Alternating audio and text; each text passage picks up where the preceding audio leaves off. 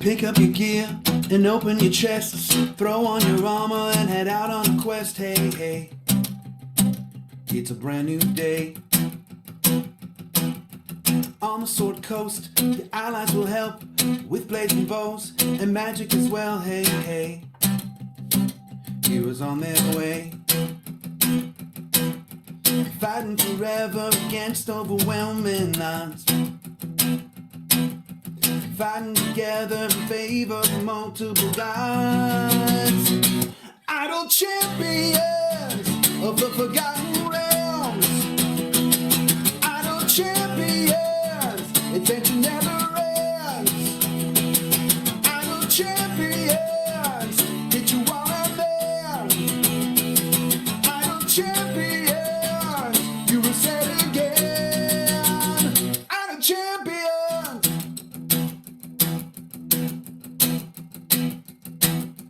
From Waterdeep to Icewind Dale, head out to Chull or Shadowfell, hey, hey. Together we stay. Walk to the monsters, walk to the boss, walk to the right, it's never a loss, hey, hey. Bad guys to slay. Fighting forever against overwhelming odds. Fighting together in favor of multiple gods. Idle champions of the forgotten realms. Idle champions, adventure never ends. Idle champions, get you all in there. Idle champions, you will say it again. Idle champions.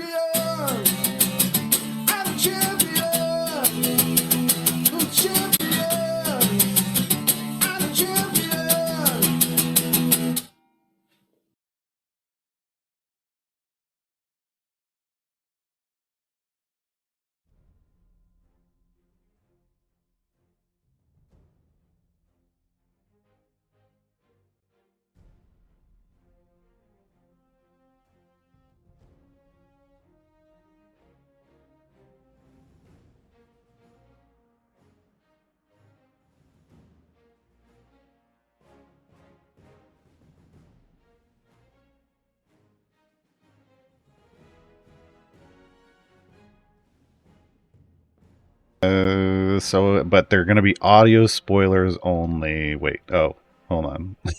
Audio spoilers only. No, okay. Look, we have captions here for a reason, folks. It's working now.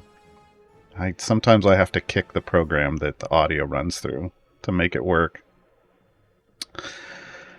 All right. So,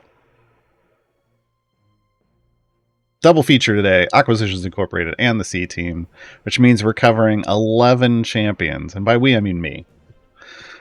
However, joining me today is Gabe. Gabe is in the production booth. If you have questions at any time, please put question : like it says down there below in the white box in front of your question, and Gabe will grab it and throw it in a document over here, because I'm going to be talking real fast, trying to cover all 11 of these champions. Yeah. All 11 of the champions. Look, no Waffle Crew. Look, two of the 3 Waffle Crew members are in AC Inc. So I'm not going to cover the only one that isn't. The only one that isn't. Yeah, not going to happen. So it's AC Inc. and the C Team. That's what we're doing, folks.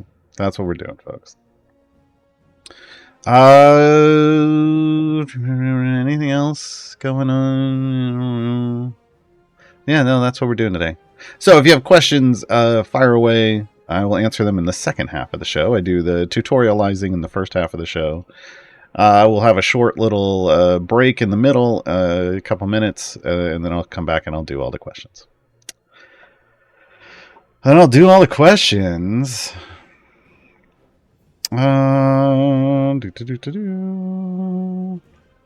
right, let me get some people leveled up here.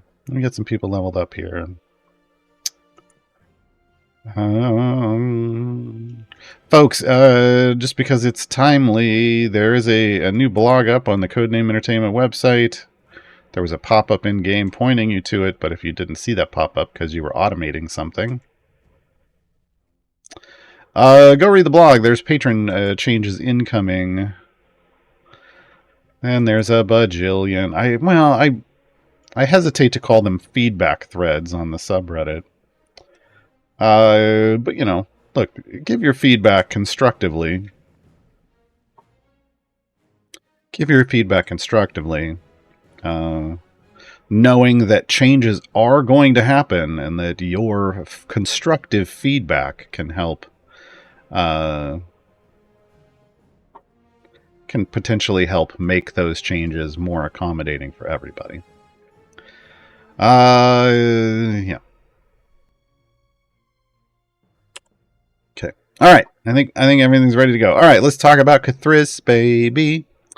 All right. We're going to talk about Cthulhu Drow, but from the C Team. Now I know it says AC Inc. C Team. That's because if you aren't aware, the C Team is actually Acquisitions Incorporated, the C Team.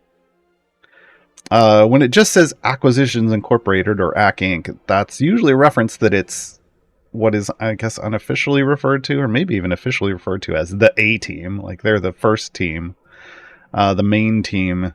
So this is the C Team. This was its own live. Both of these are live stream shows. Acquisitions Incorporated, the main team, has been one of the, probably the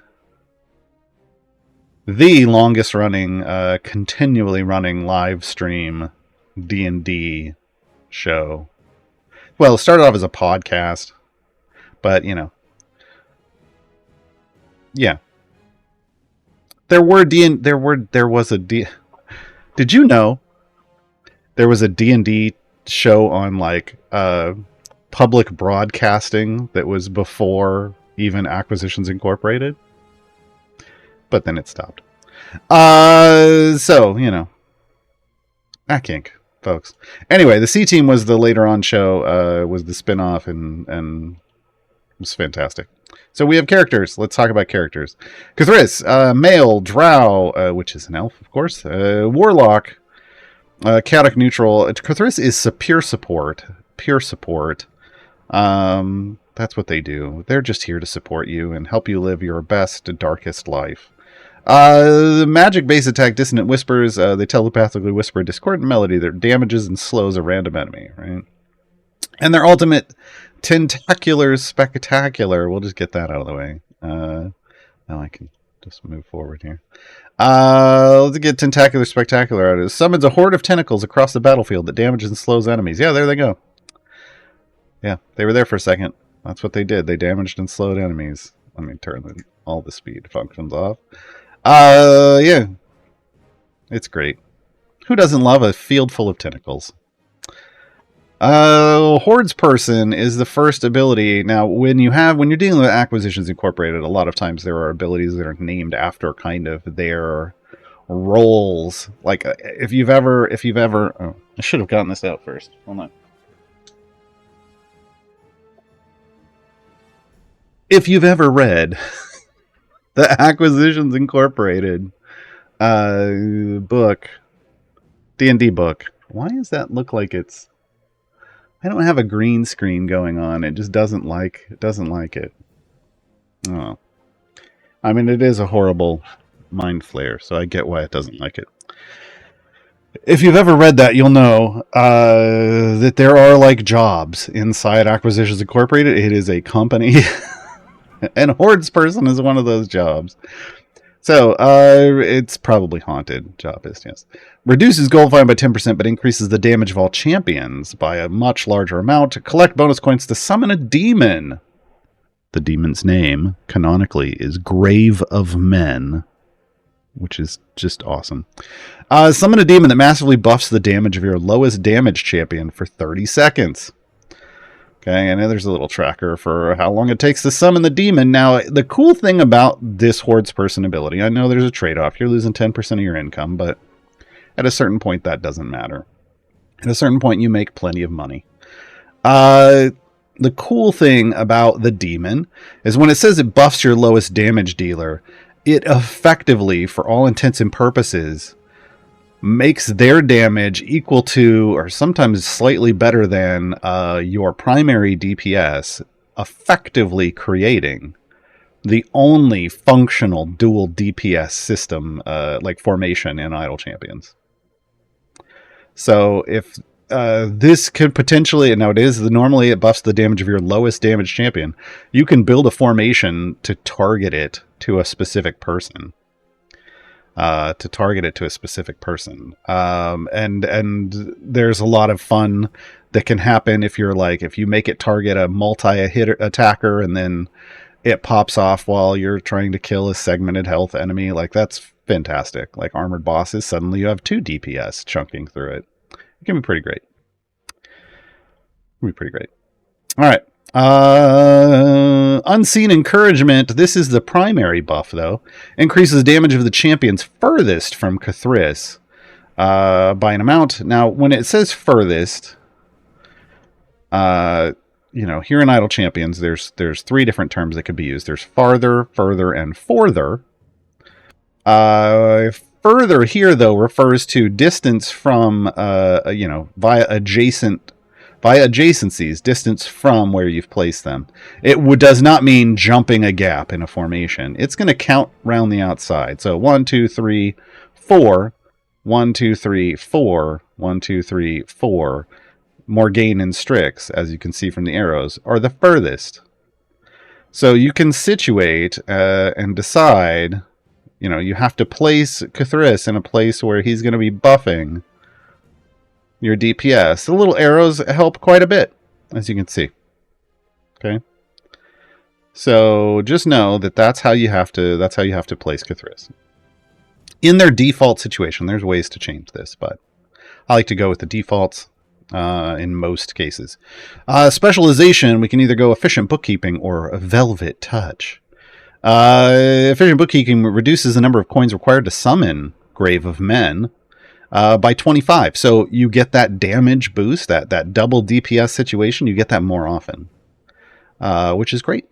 Who doesn't want a demon coming over to their house more often? Not me. Velvet Touch, Unseen Encouragement now targets all non-adjacent champions. Velvet is the name of K'thriss's unseen servant. So that's why this is Velvet Touch. So, if your placement in the formation is less than ideal and you can't place K'thriss in a place in the formation where he can buff your DPS, you would go Velvet Touch. You would try to use Velvet Touch, so non-adjacent. Then all you have to worry about is making sure K'thriss is not adjacent. Okay. Not adjacent. Okay. Pretty straightforward. In fact, yeah, that's it. K'thriss is real easy, folks. K'thriss is just like, yeah, I'm here. Did you want something? So just make sure, they're placed either furthest from your DPS or non-adjacent if you're choosing that. And know that every now and then, Grave of Men, right, he's right back here. Or there. I don't know their gender identity. They're right back here at the moment. Is going to come out and make the lots of damage be done by somebody who probably shouldn't be doing lots of damage. Okay. Item-wise, pair damage all champions for support. They're going to buff Horde's person. So this is the damage bonus from collecting, or just they just get a straight up buff along with reducing the gold find. Then you get Unseen Servant, so just buffs, double buffs basically. Lots of global buffs going on here. Ultimate attack and ultimate cooldown. Feat wise, they've gotten more over the years, but it is pretty straightforward. Damage all champions, gold find. They give you gold find to try to offset the gold that's being reduced, but Horde's person, Unseen Encouragement, and then there's a Strength +2. Now, whenever we get into the stat feats, usually that has to do with qualifying for a patron. In this case, it is. The Heavy Lifter lets you qualify for doing Zerial stuff. Okay. Next up on the C team, we're going to cover the C team first. Donaar Blitzen. Donaar Blitzen. Yes.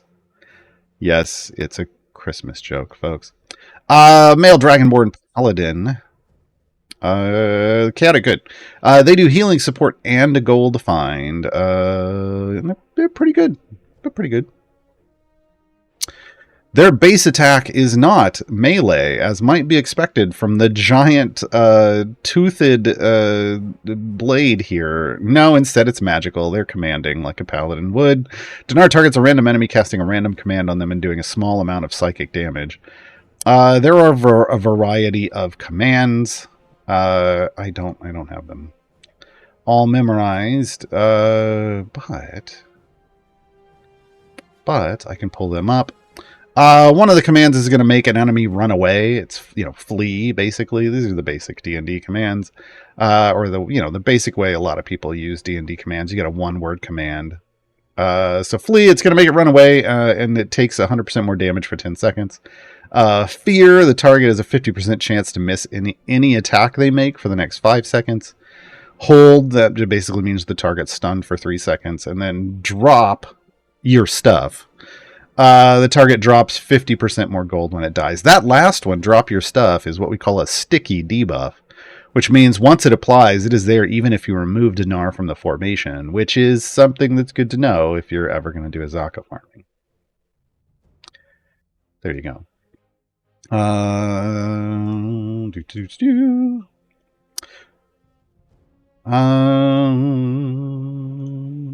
Folks, a reminder, because I'm seeing people ask questions in chat, but just a reminder, we don't grab those questions if you don't put question : in front of them. Otherwise, it's just assumed you're having conversations in chat. Ultimate acid vomit. I know. I know. Donaar attacks the nearest enemies with his comically oversized sword, whose name is Toothbrush, by the way. Then vomits acid in a puddle, which deals damage to enemies who walk through it. Like this. Herk, herk, herk. There we go. And now, yes, it does stay in place, which means if we're moving forward, it's moving towards the formation. That can be problematic in certain situations, but it is what it is. It can land in different places, and the placement of that, so it varies a little slightly based off their animation. Just know that. It's not 100% reliable on its placement. First ability up here, Aura Vitality. Every second, Donaar targets the champion that has lost the most health on a percentage basis, giving them a healing buff that lasts for 10 seconds, and heals for an amount of health every second. And if you reapply it to that person, it basically just renews the timer. This is basically what's referred to as a hot, which is a heal over time. And it's 10 seconds, so every second he can be applying it to a different person. It is great because it can go anywhere in the formation, including on themselves. Lead by example increases the damage of all champions in the same column as Donaar, as well as all champions behind him in the formation. A lot of people get this confused, even multiple years into the game. Same column and all columns behind. So putting Donaar back here is not good. You would want Donaar up here. Now, Donaar is not a tank, so Donaar does not go in the front column. I just want to remind people Donaar would go back here. In fact, we should probably adjust this to put the tanks in the front. There we go. Donaar is now going to buff this column and all columns behind them as long as they're in that position. So putting Donaar, as long as Donaar is either in your same column or in front of your DPS, you're going to be fine. Just remember that's the placement queue. That's the placement queue. All right. Specializations. Oh, yeah. And everyone cool out. Oh, yeah is basically going to buff some of the commands. So Donaar's hold command, it lasts 2 seconds longer. The effect of flee is doubled. A fear goes up by 50%, and the gold drop goes up is doubled. Okay, so if you want those single target effects to go up, oh yeah. Everyone cool out turns those single target commands into an AoE. Into kind of a small AoE. So if you want it to hit a group of people, but at the same lower power, you go cool out. Okay. So if you're trying to maximize the gains, you go, oh yeah. If you're just trying to put them on more people, cool out. And that's it. Again, C team, real straightforward. SEAL team, SEAL team. That's giving them too much credit. C team, real straightforward. Item wise, a pair of damage all champions items or a vitality, lead by example. So they hit the things they need. This is healing. This is, buffing. Ultimate attack, ultimate cooldown. Feats, damage of all champions, gold find. Because again, the gold, I know they have the gold find roll. The gold find roll is in the command if they do the drop more gold. So gold find, a bunch of healing ones, so you can buff up the heal power, and then just the buffage ones. Lead by example. The buffage ones. All right. Next up on the C team, Walnut Dawn Grass. Yes, that's how you pronounce it. Dawn Grass. Trust me. Female Wood Elf Druid. Lawful neutral. She is tanking and support. Melee attack, Wicked Scimitar. Walnut savagely attacks the nearest enemy with her scimitar. Main ability, and the one that kind of everything funnels through, is Documancer. This is another one of those Acquisitions Incorporated jobs. Increases the damage of adjacent champions by 10% for each enemy killed in this area. Does reset when changing areas. So this is one of those, the damage stacks up on the area that you're on. There's a max here of 50. It doesn't call it out there, but it is stated over here in outgoing effects. So you can buff up to a specific degree, and then you can carry that kind of damage with you into the next area via ultimates or bud-based effects, right? Because this would have raised your bud damage.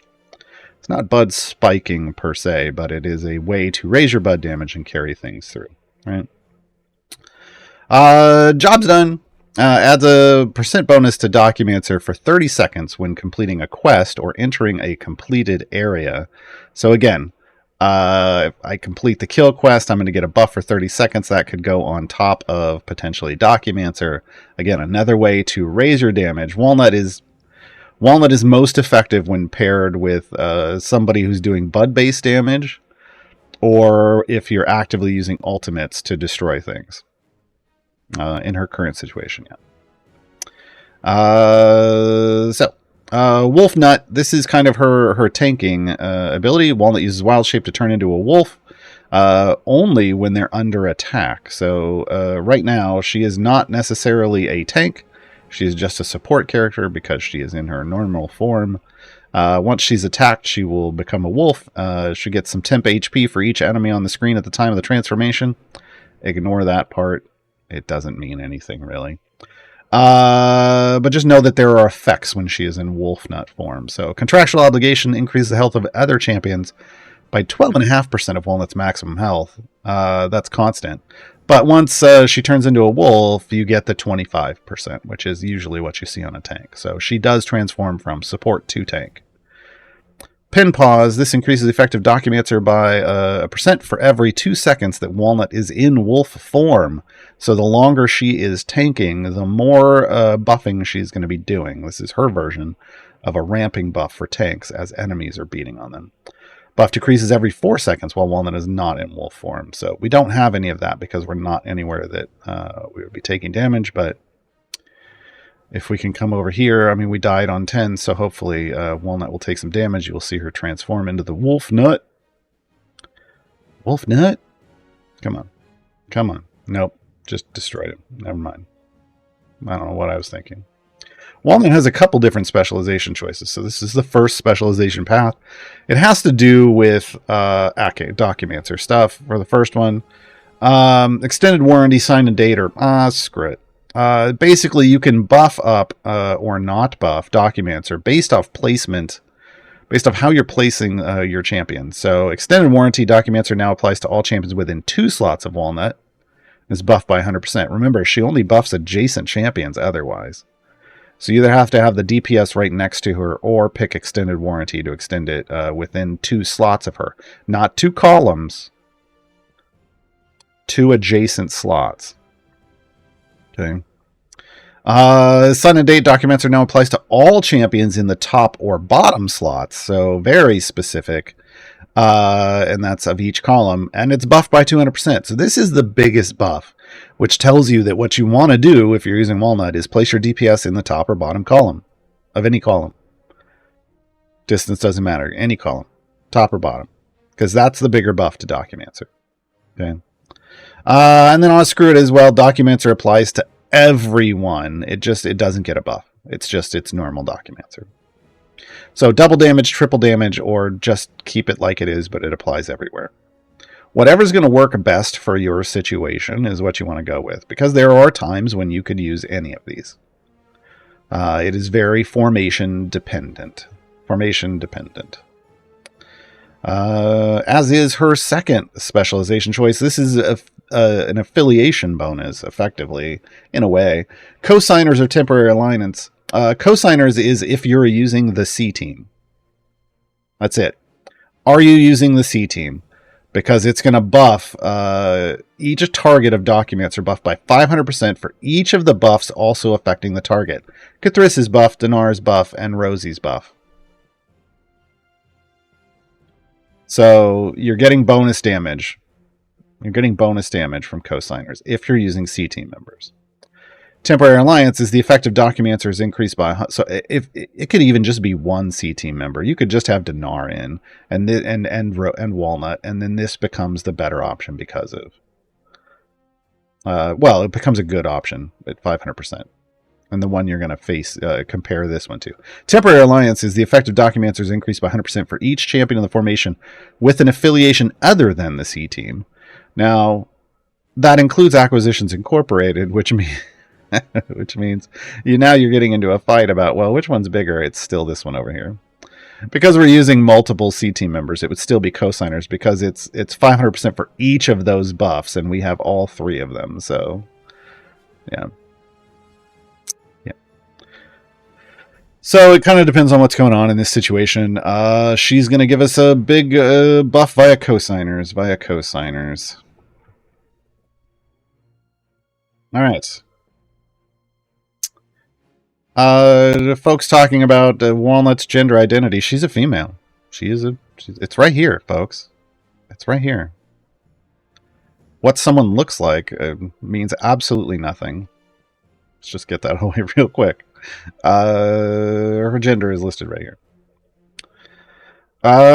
Ultimate wise. Did we have an ability in between? I don't think so. I think it's just the ultimate kicks in. Oh no. Yeah. It's just the ultimate that kicks in. All right. Her ultimate is pretty fantastic. When it launched, it was even better, but they had to nerf it a little bit. It was too good. Forest Friends. Walnut summons a swarm of lovable forest friends to attack all enemies. Each enemy killed.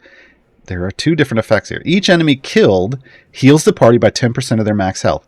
If you are able to kill at least 10 enemies, that means your party is healed to full. If you don't kill any enemies, instead you get a temp HP shield equal to 100% of your max health. So it is either a healing ultimate along with the damage. The damage is fantastic. Along with the damage, it can either heal you or shield you. So it is a very protective ultimate and should be held for that. It's not one of those you fire off immediately on a boss level. It's one you kind of hold back and wait for. It has a lot of power. It might very well kill the boss. But it's also good to keep in mind that it can provide you with these other functionalities. So let me do this here. We're going to kill everything, so it's just going to pop off heals, but we're not damaged. Here they come. Here they go. Look at them go. Look at them go. Look at them destroy everything. So what it does there is it is screen-wide damage, and it is multi-hit. All of those little forest friends are doing damage as they mow through things. It can chew through segmented health things. It's pretty fantastic. Pretty fantastic. Item-wise, damage all champions. Then we get straight into buffing stuff. Now the funny thing is this is a lot of it all just feeds back into Documancer. So here's Documancer. Then there's Jobs Done, which feeds into Documancer, and then there's Wolf Nut, which I mean, it's fine. It's more. It raises the temp HP thing, but I don't know. Her temp HP. I'm just going to tell you right now. Her temp HP is not great. Ultimate attack damage and ultimate cooldown. Now the thing is this arguably should be a health item. She's the only tank in the game that doesn't have a health item. This would have been a good health item. So at some point, maybe we'll see a change, and Walnut will get her deserved health item. It is one of the things that kind of holds her back a little as a tank. One of the things. Feat-wise, damage all champions, health bonuses. She got a new taunt feat, folks. So increases her damage, which doesn't matter at all. But then every time she attacks, she has a 50% chance to taunt enemies. That's pretty cool. We get Documancer stuff. We get Overwhelm stuff. These are all things you want to see. You get a Wolf Nut feat. She has a lot, but the taunt one is pretty cool. Not every tank has a taunt feat. Only 2 tanks have taunts built in, so yeah. All right, and last but certainly not least, depending on who you're talking to, Rosie Beestinger, folks, aka Grandmother Knight, although she does not live up to that title currently. Female halfling monk to pure DPS, and this is Rosie's downfall. She is pure DPS. Chaotic good. Her base attack is Shadow Step. It's one of the cooler, base attacks in the game. She appears behind a random enemy and strikes them with her fists, but this little swirl, if you watch her back here, she's right back here. This little swirl she does where she's consumed by shadow and then unswirls on the other side of the screen behind them, punches them, and then swirls back. So good. So good. Alright, base attack, Sassy, increases the base damage of Rosie by 400% for each champion younger than her in the formation. She does got a good age, but there are, there are some long-lived folks in the roster nowadays, so it doesn't always kick in. And it is additive. Deflect missiles. This is effectively her support buff, but she doesn't have the support role. It's a unique and incredibly cool ability, but she's not a support champion. Deflect missiles. Rosie deflects the ranged and or magical attacks targeting her or adjacent champions every 2.5 seconds. Every 2.5 seconds. Just completely nope. It can be in certain situations an incredibly strong defensive mechanism for you. The problem is she's pure DPS. So if you're using her to support them, to support people, she's not bringing anything other than deflect missiles. Sometimes that's enough. Sometimes that's the thing that is killing you. I'm looking at you, Xanathar. With your stupid little eye rays. Deflect missiles works on that. Oddly, there are places where there are things that are on the ground that are pulsing damage out like every second. Like I can't remember the name of the adventure. That's also considered a magical attack. She'll block that too. It's fantastic. Unfortunately, the rest of Rosie's kit doesn't support. She isn't support. Alright, Busy Bee Stinger reduces the time between Rosie's attacks by 0.5 second and increases her damage by 400% for each C-Team champion in the formation. Shadow Arts, every 5th attack, Rosie does a whirlwind, hitting all nearby enemies for 100% of her base damage. This is fantastic. Even though she is basically a single target champion, Shadow Arts turns her into an AoE champion. It gives her wave clear. Beyond just her attacking real fast. It gives her wave clear, which is great. Spec choices. Matriarch, or From the Shadows. So Matriarch increases the effect of Sassy by 100% for every female champion in the formation that is younger than Rosie. And it now tells you how many there are. And then from the shadows, increases the effect of Rosie's shadow arts ability by 300%. So, Sassy is a good chunk, right? And then Shadow, Shadow Arts is going to buff the Whirlwind. So what do you want to boost? Just straight up Sassy, or just her overall damage, or do you want to boost just the AoE? That's what you're kind of choosing here, and some of it is going to be based off how many are in the formation. So in this case, Matriarch is the choice, but not always. Not always. All right. Timeless Body reduces the number of attacks to trigger Rosie's Shadow Arts by 1. Yeah, so she can just AoE more often. Her ultimate is Grandmamancy, which is it's a C-team thing, folks. Rosie roots all enemies on the screen and darts around, striking up to 10 of them for massive damage, then deflects all ranged and magic attacks for 15 seconds. That's the bigger deal. 15 seconds of all ranged and magical effects just negated. All of them. Did I mention it was all of them?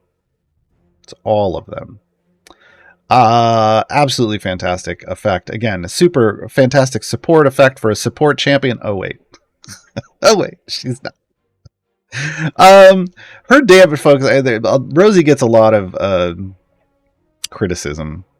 She is not bottom tier. A lot of people will put her as the worst DPS in the game. She's not. She's actually a mid-tier DPS. The game has changed a lot since she came out. I think at some points she might have been close to the bottom. She is now a mid-tier DPS, especially with some of the if you're running her at soft cap, where she's had a lot of damage boosts. She's a mid-tier DPS. Her issue is that she doesn't really function well with her team. The C team has a problem with that in general. So Rosie, hopefully the C team on the whole will get a season. Will get to be included in a season at some point. They can roll them in with some of the ACK Inc. people that weren't included in this current ACK Inc. season, and that would be pretty cool. But yeah, so right now mid-tier DPS, but she's not going to be a super carry for you. Some people have taken her quite far, but just for fun though. Pair of damage all champion, or damage just for her items, excuse me, because she's not sport. Sassy item, busy bee stinger item. This is the per C team damage bonus of the busy bee stinger. Ultimate, so this is really specific because this only works if you have C team members in your formation. Ultimate attack damage, ultimate cooldown, feat wise, self damage. She doesn't have a lot of feats, folks. Self damage, sassy. And then an int +1, which qualifies her for Strahd. If you have Strahd, this is the biggest self-damage feat you can have. Also, if you have certain Modron cores, this keeping her at 13 int is a qualifier for a lot of bonus damage. So there you go, and we're done today. We got it done early, folks. Oh wait, I got to talk about 7 other champions. It took me 35 minutes to talk about these. It's not being generous, Loopy. It's not. You can say whatever you want. I've done... I did a lot of testing. I've done a lot of testing on DPS champions for this game. She's a mid-tier DPS. All right. Let's talk about everybody else. We've done some of these recently, so I'm going to try to go faster through the people that you might be more familiar with, because they're in the season right now. Omin, Ominifus Harrower Drawn, aka Omin Drawn, CEO of Acquisitions Incorporated, male, half-elf, cleric, lawful, neutral, healing, support, and gold find. Just got a big buff. Melee attack, basic attack is melee, appropriate intervention, Omin smashes the nearest enemy with his maul. Who cares? Champion of Tymora. This is the big kind of thing for Omin. Omin recruits adjacent champions affiliated with ACK Inc. Oh, well. It's just adjacent champions to start. However, affiliated with ACK Inc. and C-Team, champions adjacent to ACK Inc. and C-Team with a further ability. They all become champions of Tymora. It starts out with just adjacent ones, and then later you get to add the effect for anyone adjacent to Akink or C team members. Champions of Tymora get a damage boost. And Omin's a champion of Tymora. This is this, see this thing under here that's the Akink symbol under everybody?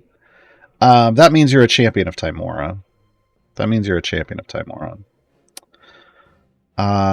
So. Easy to track. Adventuring capital, Omin increases the party's gold find by 1% each time a champion of Tymora attacks an enemy, stacking additively. This can get very big. It obviously is going to grow as you're on an adventure. It's just going to keep going and going and going. As you can see, I've already attacked 2,200 times. I now have an EO4 gold find bonus. I'm only 45 levels in, folks.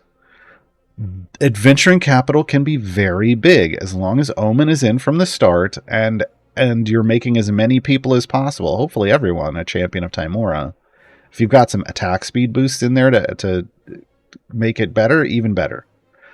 Omin can be beefy on the gold find now. All right.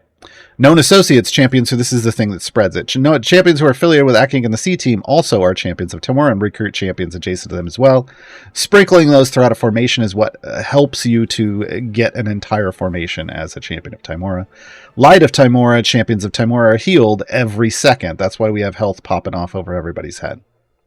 Okay, so everything is queued around champion of Tymora.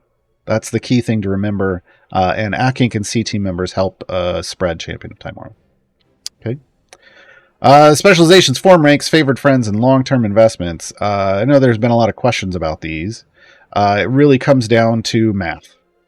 Hate to break it to you. It's math. Idle champions. It's math. Form ranks is a 50% buff to champion of Tymora for each champion of Tymora. And it's a multiplicatively stacking. This is the good way. So you usually want to pick the biggest number. This form ranks is 50%. Favored friends is 100%. But it's for each Akink and or C team champion in the formation. So normally you're not running a full formation like I am. That's currently at 10. But if these two numbers are the same, well, the 100% one is the one you're going to go for because multiplicatively stacking. Even if these are a little ways off, you're going to want to do the math. And the best way to think about doing the math is don't try to multiply percentages by themselves. 50% is 1.5 as a flat number.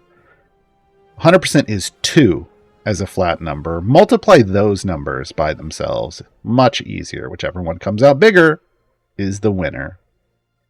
And even when this one's smaller than this one, like even when the flat number's down here, if even this one can be quite a bit smaller than this one and still be the bigger number because it's multiplying 2 by itself instead of 1.5. So keep that in mind. Long-term investment is the outlier. So it increases the effect of Champion of Tymora just like these did, but by 1%. For every 10 stacks of adventuring capital. And it stacks additively. Remember, we're at 2,200 stacks, so I'm already at 220% here.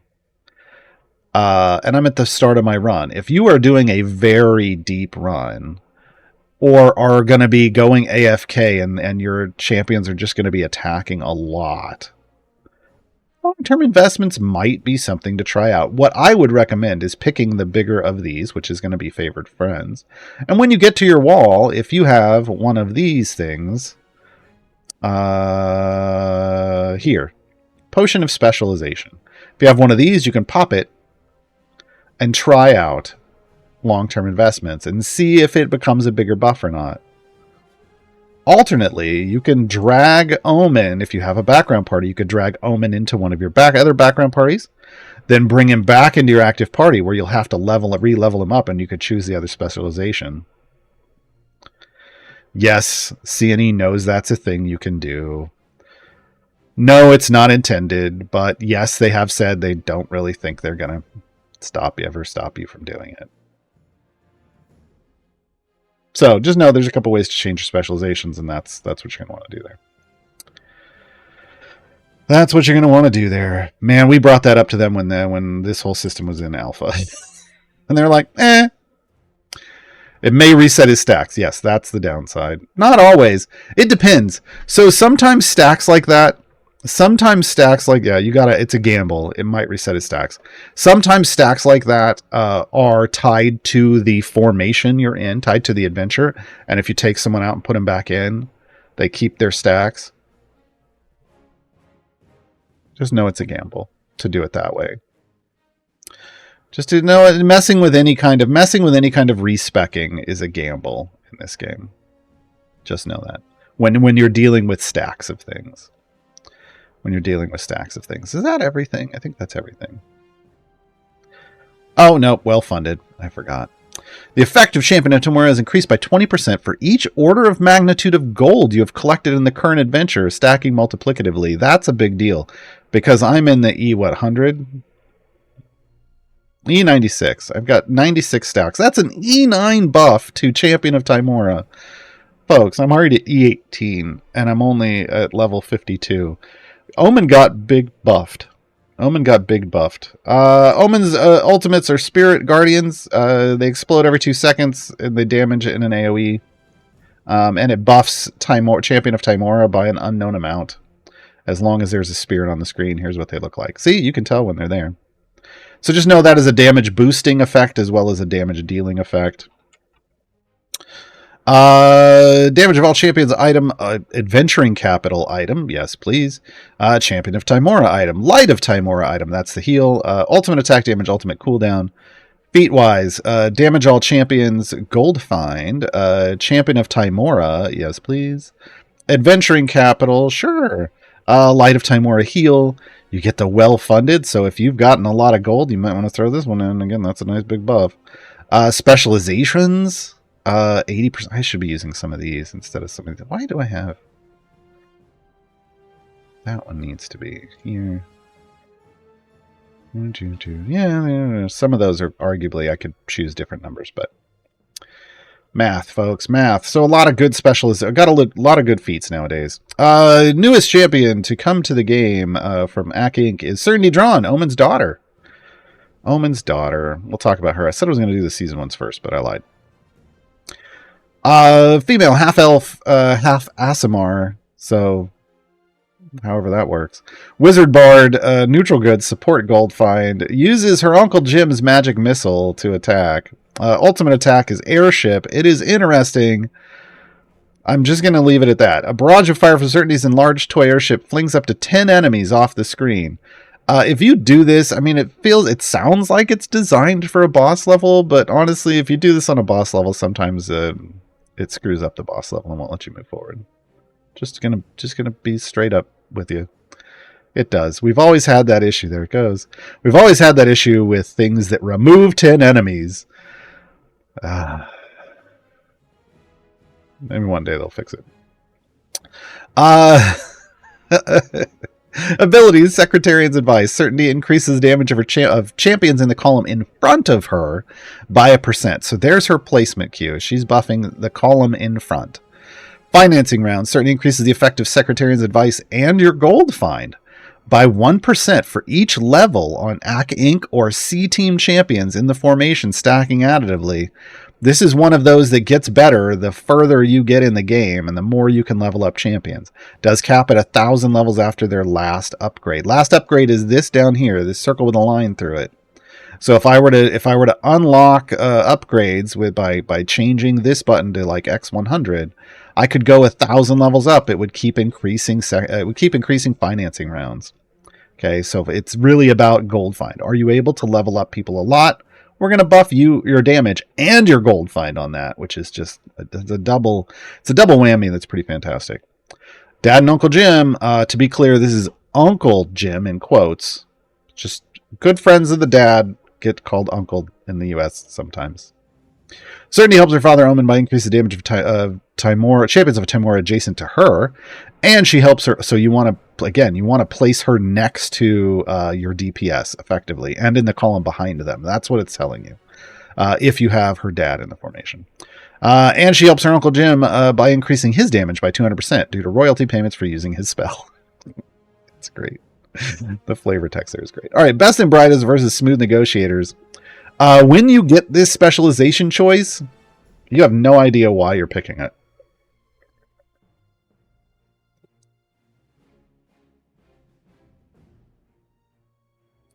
Hate to break it to you. This is one you just have to remember. It's going to be based off an ability you're unlocking afterwards. Not great, but is what it is. So, on the left, you're buffing the column ahead of you. You're buffing all of their int by 1. On the right, you're buffing the column ahead of you, all of their charisma by 1. That's it. It doesn't make a lot of sense until you understand a later ability. But just know you want to go with whatever the column in front of you has a lot of. A lot of. So, like, Jim has a lot of intelligence, but charisma's lower. So we went int.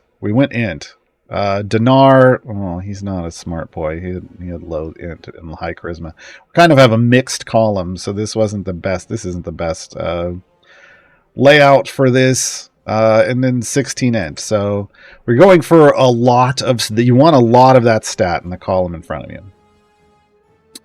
And this is why. Employee evaluations. So certainty assesses the average score of her preferred ability, either int or charisma, based off your spec choice. And increases the damage effect of Secretarian's advice by 200% for each full point over 13. It is looking at the average, though. This stacks multiplicatively. This is a multiplicatively stacking ability. The higher you can get it, the better, but it is taking the average. So it is taking that 20 on Jim now, adding it to that 12. Oh no, that's 32. But then adding a 16 in. Okay, that's 48. And then dividing by 3, that gives us 16. That gives us 16. And we're looking for the number over 13. So 14, 15, 16. We only get 3 stacks here. We were on a roll there with the 20. Now, a good way to do this is to look at your formation. Maybe you shouldn't be dividing it by 3. We have a 20 and a 16. Maybe certainty should be all the way back here. And Jim in that 16 should be here. Or if you have someone higher, like, well, that's a 16 too. Now it's just 20 plus 16. 36 divided by 2, which is 18, which gives us 5 stacks. Way better. Way better. So formation placement, where you're placing her and where you're placing this high int person or high charisma person matter a lot, because it's a multiplicatively stacking ability. That is the good way. That is the good way. So keep that in mind. Reboot expert. This is the one everybody's been dealing with lately because of the season quest. Certainly increases the effect of Secretarian's advice by a number. This is not it. It's 100%. This is a lie. It's broken visually. Each time she has been in an adventure for at least 250 areas when it is reset. This stacks additively and persists through resets. This is a permanently stacking ability, but this is deceptive. It doesn't mean you can reset at 250. You have to reset 250 areas after you get her to level 500. After you get her to level 500. So I only leveled her up to 500 7 adventures ago. There is a tracker back here, but you're only going to get a stack. Once this goes to 250, then you reset, you'll get another stack. I've only done that about 35 times. I've got an E4 bonus. The 756 is the post-stack multiplier. This is supposed to be 100%. It's broken. I don't know why it's broken, but it is, because the math doesn't support that being that way. All right, folks. Item-wise, damage all champions. The Secretarian's advice. Reboot expert. Financing rounds. Employee evaluations. That's right. 4 ability supported items. She has great item support. Unfortunately, her multiplicatively stacking abilities are not pre-stacked with her items, or she would be OP. And then ultimate cooldown. Feat-wise, she's got a lot. Damage all champions, gold find. She can take that +1 stat bonus from 1 and make it 2, which is the way to go. Once you get new me, yeah. Yes. You want new me. Secretarian's advice, reboot expert, financing rounds. Bigger numbers are better, folks. Bigger numbers are better. All right. Let's talk about Evelyn. Evelyn Avalona Helvig Marthane, Paladin of Lathander. Praise Lathander. Female human paladin, neutral good, tanking support, is a much better tanker now. At her wall. Once you get to a place where she's getting attacked with lots of enemies, she becomes a much better tank than before. She's a member of Akink now, but also still a member of the Waffle Crew. Solid overwhelm numbers. Mighty Axe, basic attack, even smashes the frontmost enemy with her enormous battle axe, so the closest enemy. Every third attack she will cleave as well through all nearby enemies. Her ultimate is Find Steed, and she finds a steed, her Celestial Pegasus. It just tramples across the field, everybody, damages them all, and stuns them. Here's what it looks like. In comes the steed. There she goes, flies around the world, comes back. Oh, no, never mind. She just turns around and comes back. That's a different person. There you go. That's how that's going to work. Basic ability is Divine Prayer. And this is what everything funnels into. Divine Prayer is signified by the sun symbol over her head. And the sun symbol is for Lathander, folks. There can be 5 rays of the sun, and that is based off how many of her abilities are triggering and boosting Divine Prayer. When they're not triggering, they are white, or if you have not leveled her up enough, they're not there at all. When they are triggering, they're golden. They're golden, okay? Channel Divinity. After Evelyn attacks an enemy, Divine Prayer is buffed. There you go. If the enemy had a debuff affecting them, the effect is increased. It doesn't stack, though. So there's another Ray of the Sun. One is just for having Divine Prayer. Another is Channel Divinity. Steadfast Might increases the effect of Divine Prayer by 100%, multiplied by the highest number of enemies that Evelyn is tanked at once in the current area, plus the highest enemy and rage stack in the current area. So the longer you're in an area, the more enemies that are beating on you. And again, that's another trigger. Font of Heroism is just the health share. Conduit of Light. After an ally effectively heals Evelyn, Divine Prayer is buffed by 100% for 15 seconds. There's another one that triggers. And then we got to get further down here to trigger another one. Specializations will trigger another one.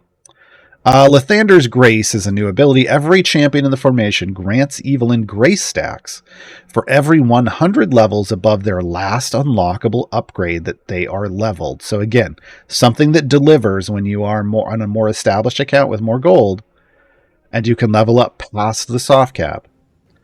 Each grace stack increases the effect of Divine Prayer by 100%, stacking multiplicatively. Champions can contribute at most 1 grace stack for every 400 areas completed in the current adventure. So we shouldn't have any, yeah. I haven't leveled anybody over their soft cap, but once I do, I start getting grace stacks. It can be a really nice bonus, folks.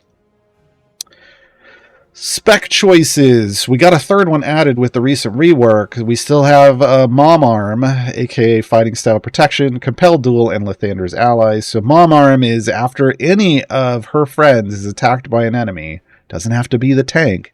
Anyone in the formation. Important to remember. Divine Prayer gets buffed by 300% for 15 seconds.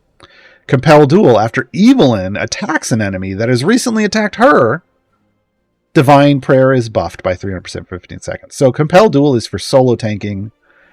Fighting Style Protection is potentially multi-tanking, but also against enemies that are attacking your entire party. It's going to trigger against anyone that gets attacked. Lathander's Allies, then, is the effect of bonus upgrades granted by Lathander's Grace. So this is if you're over-leveling. Is increased by 10%, stacking additively for each Akink or a C-Team or Waffle Crew champion in the formation. So you have a way. This is for the established accounts. Potentially, could be better if you have a lot of this going on. We're in a multi-tank frontline. I'm going to choose Mom Arm, just because it's a 2-tank formation, like a 2-champion frontline. You could have gone either way, but I tend to just pick Mom Arm when there's more than 1 tank in the frontline. All right, that's everything. Pair of damage, all champions item. She's supporty. Divine Prayer, because that's everything else funnels into it anyway. Health, that's what you want on a tank. Ultimate attack, ultimate cooldown. Damage all champions, health, divine prayer. Then you can get into specific things. Channel divinity, Lathander's grace if you're over leveling, overwhelm. She does have a taunt feature. If you are going to put her taunt feat in, you want compel duel. Right? Even in a multi-tank formation, you'd be pulling everyone to her. Compel duel. And remember, she does have a cleave every third attack, so she could taunt lots of people at once. So keep that in mind. And then she does have an int +2, so she qualifies for Strahd. Uncle Jim time. James Winifred Dark Magic III, aka Jim, is a human male wizard. DPS support and gold find. Jim uses his own magic missile. Level 0 ability. This means it's going to happen. It's just one of those passive abilities that's just, you always just have to know that it's always going to be a thing that could be happening. Whenever the formation is under attack, Jim hides in a small protective box, cardboard, and fires twice as many magic missiles when he attacks. So you'll see him, it's his hidey box. He just pulls up and starts just shooting missiles out of it. Yeah. Fan club. Increase the damage of Jim and everyone in the columns in front of and behind him, but not in the same column as him, by 1% for each affected champion, and that stacks multiplicatively. That's a big deal. That's the good way. Even better, folks, he gets an item that specifically says it buffs the pre-stack effect. That's the OP way. Jim OP now. You just got to have a lot of people in the column in front of or behind, or at least qualifying for fan club. There's a way we can adjust this later. Okay, so the more in his fan club, the better. Wand of Wonder. I wonder. Every 10 attacks, it used to be 5. Every 10 attacks, Jim uses Wand of Wonder. Provides one of 5 random effects. It can turn an enemy into a large warty toad, which also stuns it for 5 seconds and slows it for 10 seconds after the stun wears off. Same health as it would have normally been. Turns a random enemy into an abyssal chicken, which reduces the max health by 5 orders of magnitude. That's an E number. So if it had E10 health, it would now have E5 health. Okay. But down to a minimum of 10 health. It will always at least have 10 health, but it's just a 5 order magnitude reduction now. Much more balanced effect. They could have done that years ago. It would have been great. Turns a random enemy into a mimic with 5 armored hit points. It still has the same overall health as normal, but it now is armor. But you now have to break through the armor, which can suck. And it drops 10 times the normal gold when killed. A random ally is assigned one of their skins at random until you change areas. So if you see like you're going along and all of a sudden one of your champions is wearing a different outfit than they were before, and you're like, that's got to be a bug, right? No, it's just Jim. If Jim's in your formation, Jim's like, oh, you'd look better in this. And then the final one, Jim shoots a line of gold coins out across the field, and you will see it. It is a cool animation. Deals damage to all enemies in a line, and then drops 1 enemy's worth of gold. So this is his production of gold. These are transformations. They don't affect bosses or special enemies. So just normal enemies, folks. Magical Mystery Tour. The effective fan club is increased by 4% each time an enemy, ally, or ally's equipment is polymorphed or transformed in some way. Remember, we just talked about transformations. It stacks multiplicatively up to 100 times. That's the good way. It resets when you change areas, though. Okay. Transforming. Jim has multiple transformations on enemies. The outfit change is not a transformation on an ally, though. But ally transformations are things like Desmond's ultimate turning him into a werewolf. That's an ally transformation. Ally's equipment is Strix. Specifically, this is calling out Strix. Strix's ultimate polymorphs her own staff. These are ways you can get stacks of Magical Mystery Tour. Okay. Doesn't just have to be Jim. Specialization choices, Dark Magic Cheer Squad, Magic. And unpaid extras. Cheer Squad just buffs fan club by a lot because this is supported by an item. Magic buffs basically increase the damage of all champions whose base attacks are magic. So and it does it for each champion whose base attack is magic, and it stacks multiplicatively. If you are building a formation around magic users, base attack, people who have magic base attacks, you would go magic. You would have a large number here, and it's a multiplicatively stacking. It would be a solid deal. Potentially, depending on, you still want to compare it to other numbers, but do the math. Unpaid extras increase the effective fan club by a large amount. All members of ACK Inc. and the C Team join Jim's fan club, regardless of their position. This is how you get Jim's fan club to be a really big number. You just make sure they're not in the column in front of or behind him, and they're still going to count.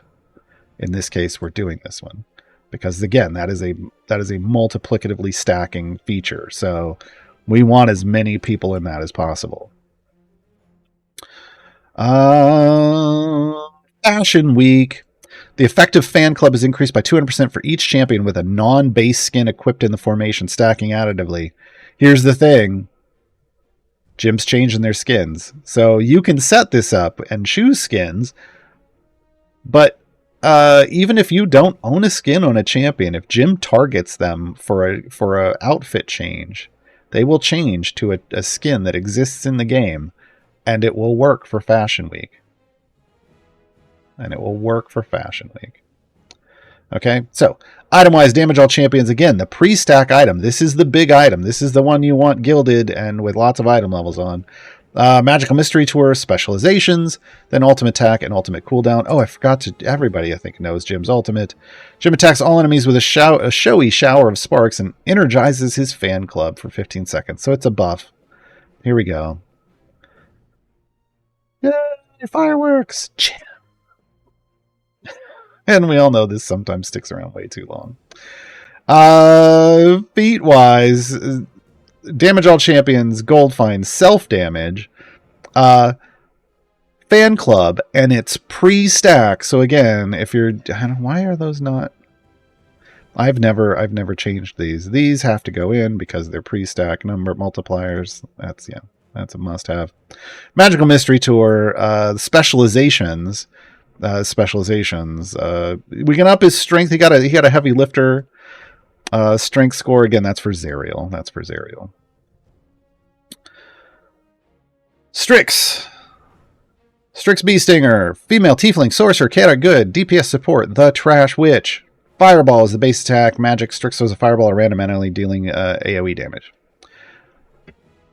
Base ability, Aura of Unclean, increases the damage of all champions that are not adjacent to Strix. So you don't want her next to your DPS.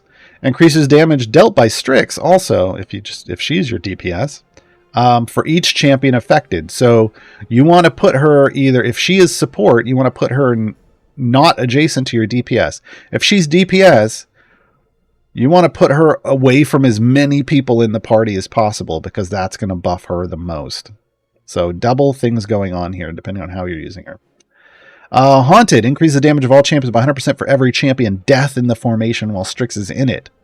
Stacks persist until you reset. This is best, like, if you're going to try to go for haunted stacks, it's best just farmed at your wall. There is now a way you can put a familiar right up here on auto progress. See it right up here? I can put a familiar up there. If auto progress ever turns off, the familiar is going to turn it back on again, which means you can get wiped out, fall back a level, the familiar will turn auto progress back on, it will move you up a level, and that's an easy way now that you can automate the farming of haunted stacks. Okay. Death Ward, if an ally within 2 spaces of Strix is about to be killed, Strix instead loses half her health, and the ally regains half their health and is immune to all damage for 10 seconds. So just a tiny little savior effect. It can only trigger once every 30 seconds. It adds 5 stacks to Haunted. So just a way to build up Haunted. While the ability is on cooldown, you get an Aura of Unclean buff. 5x buff, 100%. Okay. Poor Hygiene. Enemies that approach the party within a percent of the distance. That's funny. That's funny. That's her max percent. That's hilarious. Within a percent of the distance from the formation. It starts out at 50%. to where enemies appear to take a % more damage due to Strix's unique odor. This is the green little wavy effect that comes off of enemies. That when they're affected, that's how it appears. 50% is back here. As we add more members of these affiliations, the power of friendship and nose plug kicks in. The radius of poor hygiene is increased by an amount. It stacks additively.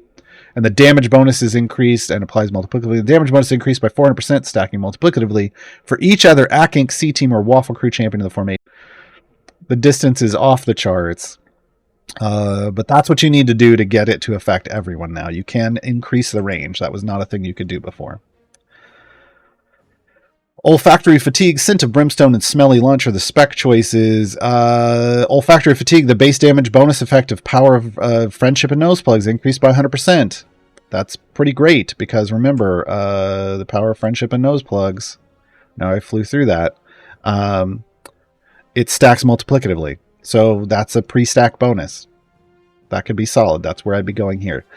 Scent of Brimstone buffs Aura of Unclean by 200% for each tiefling in the formation. So if you're building a tiefling formation, you could go Scent of Brimstone. Smelly Lunch just increases poor hygiene 400%. 400%. Okay. Leveled up. I think that's it. Yeah. Her ultimate again is Polymorph Staff. I'm not going to demonstrate. Well, I'll demonstrate it once, but I can't rotate you through everything. She polymorphs her staff. This time she turned her staff into an owlbear, Cuddly, which calls out Waffles. The owlbear and Waffles will attack. That's the highest damage version of her ultimate. We actually got the big one. This is the one that ramps up damage every time Waffles attacks and can get to big numbers. Each one increases her damage. But one will put her on a staff throwing fireballs, and they each do a different thing. This is the big one. This is the big one. We got the big one, folks. Yay! Item wise, Aura of Unclean, Haunted, then damage all champions. Odd. Then poor hygiene. Then increases her damage when her ultimate is active. Then ultimate cooldown. They're in a weird order, but good itemization. Damage all champions items, self-damage items, even a 120% self-damage item. Aura of Unclean, you get Haunted, we get Poor Hygiene, Power of Friendship and Nose Plugs. And then the damage bonus granted Aura of killing people with Death Ward is on cooldown. That's real specific, but that's there too. I want to change some of these. Yeah, no, I want these instead. Okay. Look, Jim decided she would look better in that outfit. There you go. Vi, also in this event. Boy, we're not going to have a lot. Well, we'll have time for questions. Make sure you put in. We don't have a lot of questions. I have 5 questions in the queue, folks. If you've been asking questions, you haven't been putting question colon in front of it. If you have questions for the Q&A portion, which is going to be shorter than normal, get them in the queue now. Vi, female gnome artificer, neutral good, support gold and speed rolls. She got a rework to her speed effect. It's actually decent now. Base attack is ranged pistol. Vi shoots the closest enemy with her pistol. Some of you are like, wait a minute, but I never see her having a base attack. We'll talk about that in a second. Alright, base ability, a good example. Neutral on the good and evil axis. Champion's damage is increased by 300% for each good ACK Inc. or C-Team champion in the formation, stacking multiplicatively. Again, multiplicatively is a good way. So she does like formations with these types of people in them. Catch and release increases, instead of a base attack with her pistol, this is where her base attack disappears, and you'll see just a 0 there. There's a 10% chance, oh no, this is different. Let's talk about that first. I'm too old for this. If there are 5 or fewer enemies on the screen, Vi waits impatiently instead of attacking with her base attack. This is where it's a 0. And this is what a lot of people get confused about. But she's not attacking. It's because her speed effect has kicked in. If you do not have 6 enemies on the screen, she will not attack. Which means if you want her other ability, catch and release, to function, you need to go to an area where you're not killing quickly. And 6 things are out on the screen consistently. So if it's 5 or fewer, though, there's a % chance that the next monster in each wave will spawn alongside the first one. This is her speed effect. It's not super functional if you get super high numbers into it. It's just not. Getting it to 100% is good. 200% is fine. Anything beyond that feels a little wasted at the moment. Because waves usually only spawn with 1, 2, or 3 enemies in them. So only on a boss level do 5 spawn. So her speed effect is limited, but it is still better than what it used to be. All right, catch and release. This is the one that everybody's like, this never works for me. And the reason is because I'm too old for this. Okay, you got to go deep. It's got to be somewhere where there's lots of enemies on the screen, like I am right now. We're not killing quickly, so she's firing away. Instead of a base attack with her pistol, there's a 10% chance Vi takes out her comically oversized blunderbuss and fires it at a random normal enemy. This percent is also modified by feats. Somewhere. Where'd they go? Here we go. Catch and release. There's a 40%, or there's a 50% here, and there's another one down here. 100%. So the 50% will take it from, I don't know why they separated them. The 50% will take it from 10% to 15%. You add the 100%, that takes it up to 30. You need to use these feats, really, if you want to get catch and release to really work regularly. So it fires it at a random enemy. This instantaneously transforms the enemy into a small glowing crystal sphere that has 1% of a normal enemy's health and is worth an additional amount of gold when defeated. Even if you don't defeat that, when you change areas, all the remaining spheres are automatically killed and the gold is automatically collected. Okay, so that's her gold effect. It's pretty neat.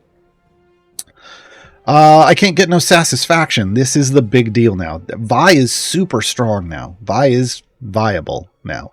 Vi gains 1 sass stack for each second she spends impatiently waiting. You want her impatient as long as possible. You can go back to level 1 and farm it. You can. There is a max to that. A good example is increased by a percent for each sass stack, stacking multiplicatively. That's the good way. Sass stacks are capped at 10 times the highest area unlocked in the current adventure. So you want to go as deep as possible. As deep as possible. Then drop back to like level 1, cap out her sass stacks.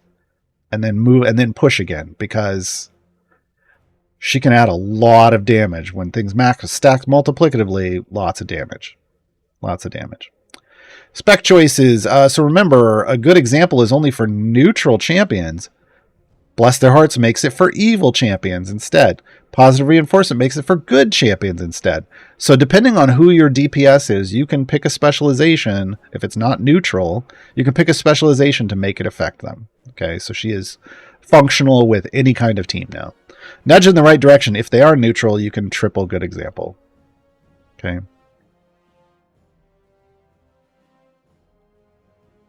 All right.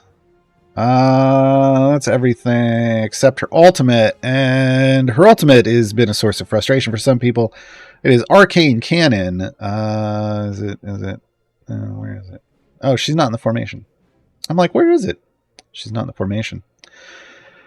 First time the ultimate button is hit, which immediately tells you there's 2 opportunities to hit the ultimate. Okay.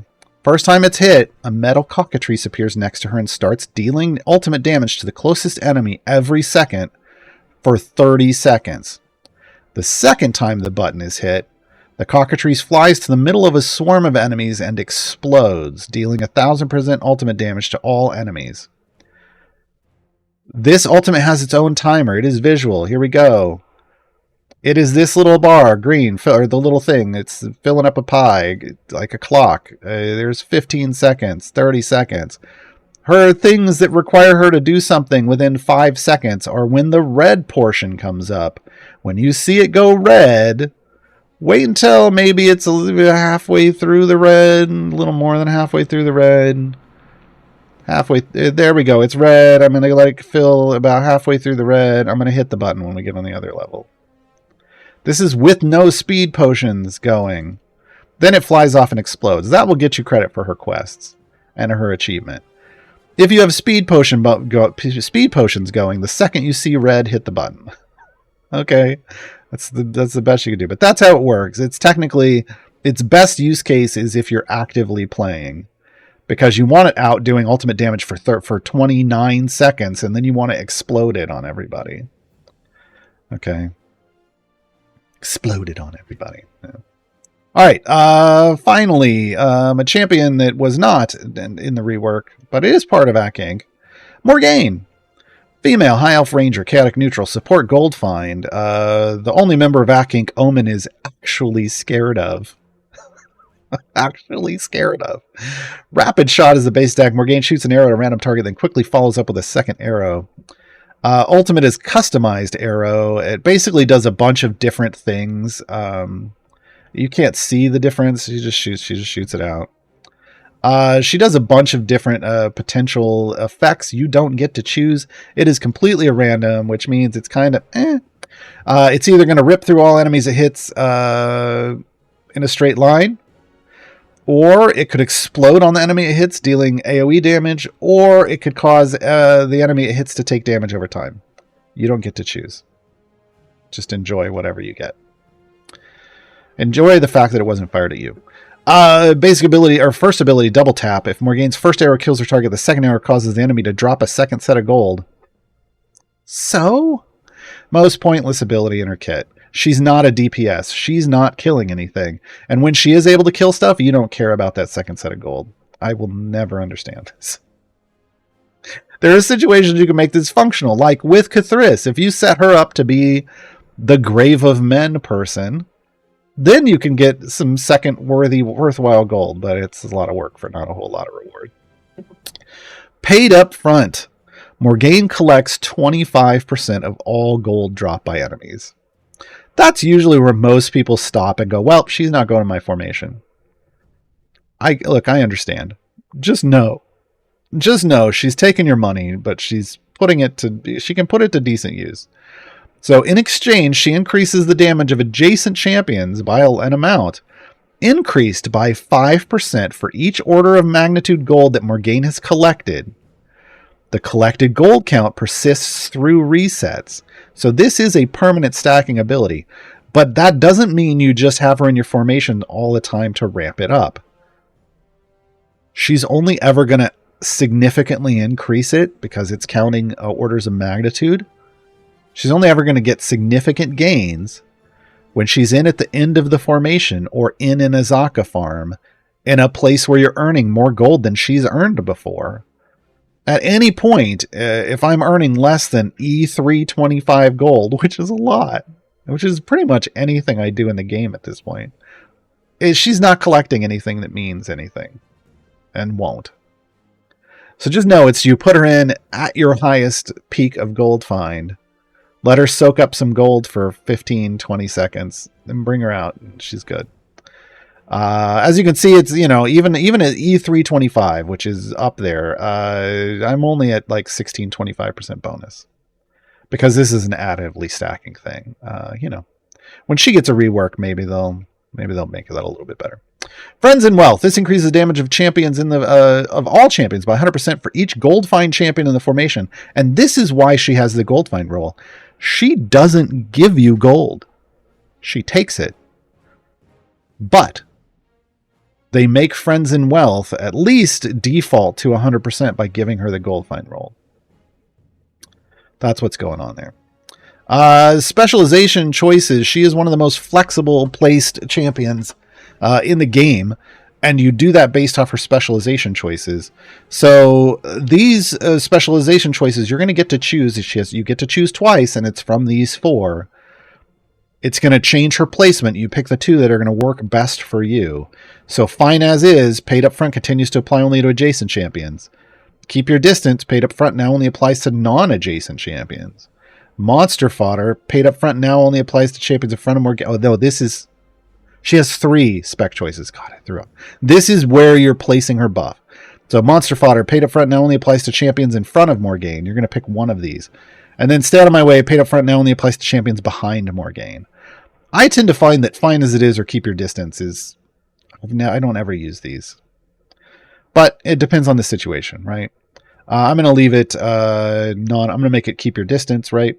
Now she gets 2 other sets of specializations, and you're choosing 2 from these choices. Keep It Simple, Tight Formation, Combat and Pressure, the long game. This increases paid up front by 300%.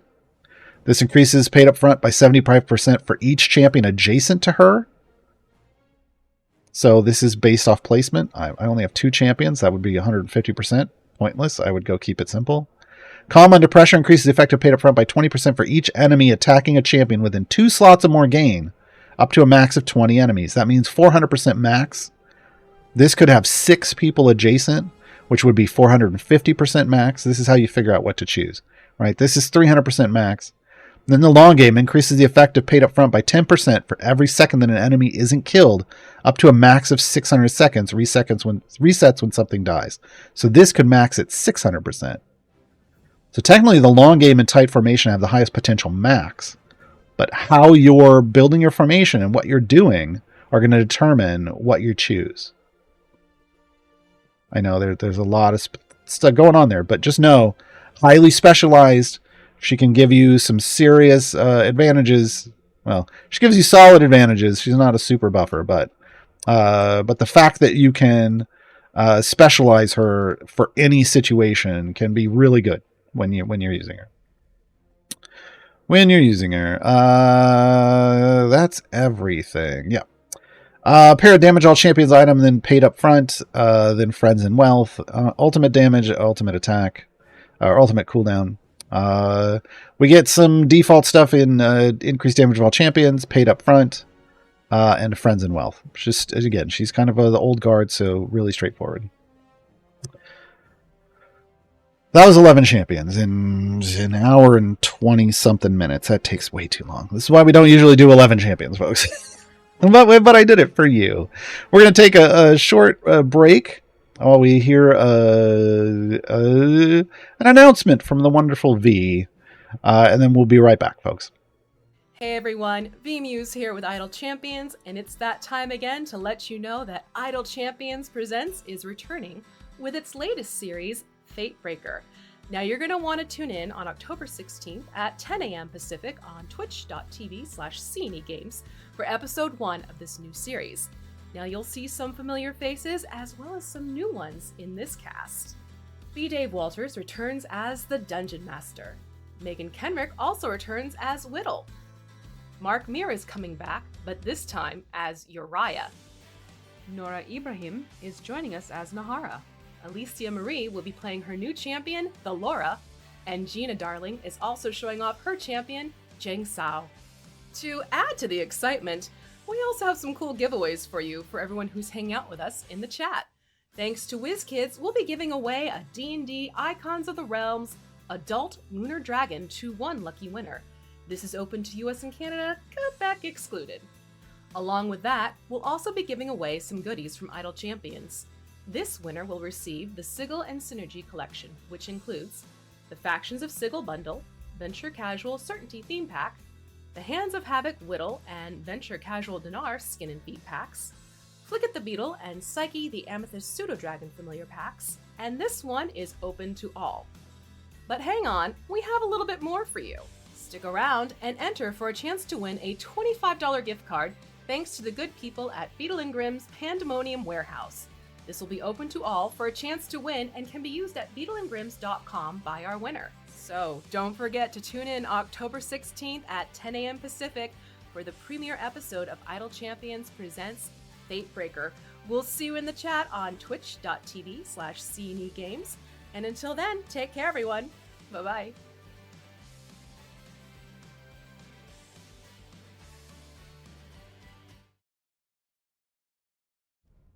Hey!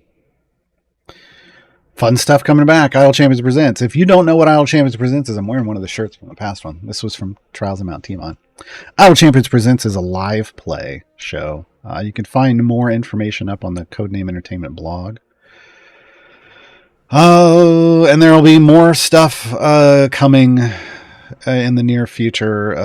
I mean, there's a whole end-game interaction with Idle Champions Presents where you get to vote for things and get rewards, and always a good time. But if you show up for the streams, you could potentially win everything she described. Well, unless you're...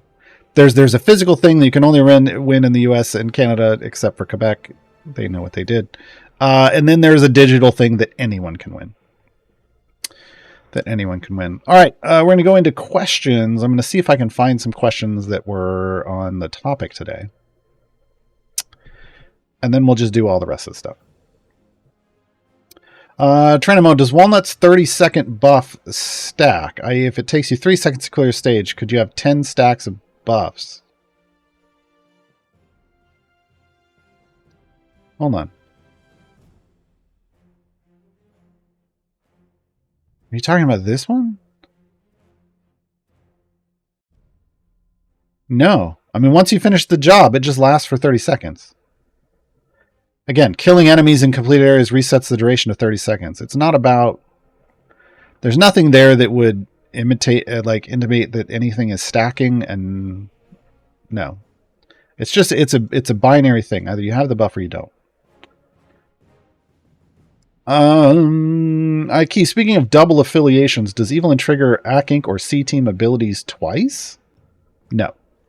Again, that's kind of a binary situation. It's either on or off. It's either on or off. Strongheart, though, as you ask, if you tie 2 affiliations, if you have 4 members of one affiliation, 4 members of another, and you put Strongheart in, Strongheart will be a member of both of those affiliations. Yeah. Strongheart is designed that way.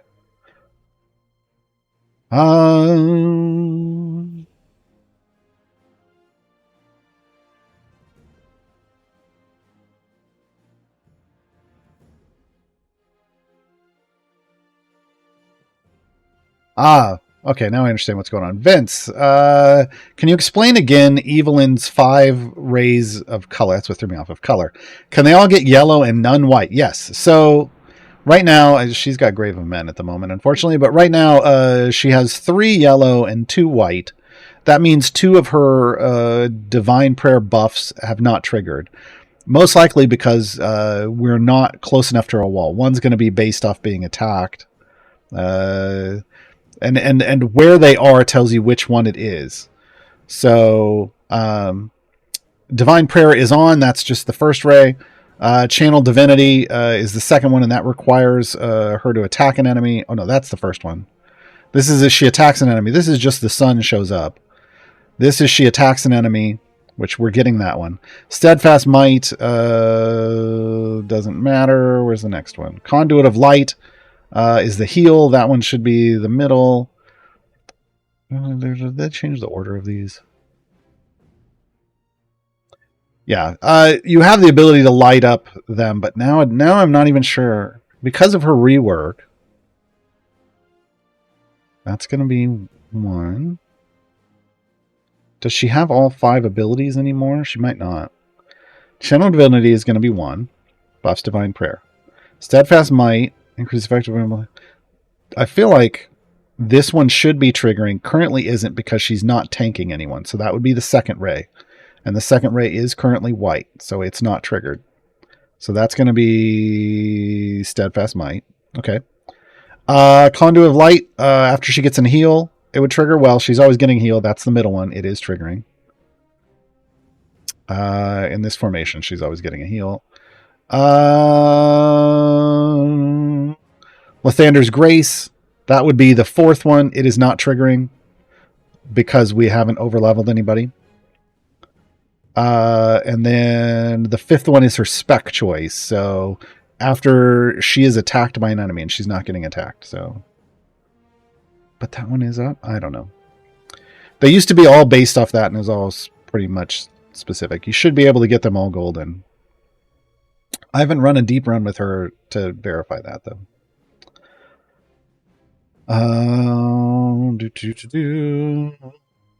Emperor G, with limited shiny potions, which items would you recommend making shiny between Vi, Strix, and Gem?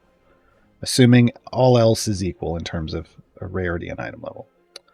Vi, Strix, so Gem, obviously slot 2. Because it's a pre-stack multiplying item. 100% stack 2. Vi...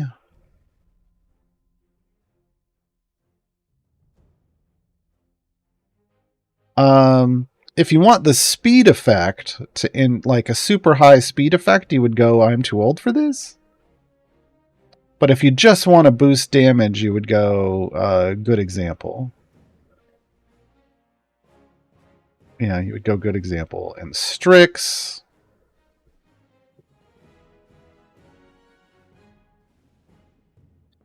On Strix, I mean, Vi and Strix aren't like super targets for me.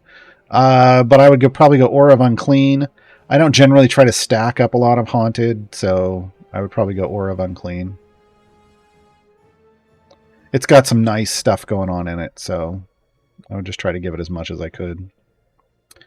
But yeah, Gym's the big one. Gym slot 2 is the big one. Anytime you have a multiplicatively stacking ability that has pre-stack item multipliers in it, like the item itemization affects the pre-stack multiplier. That item is then a target for gilding, for shiny potions or for goldens, whatever.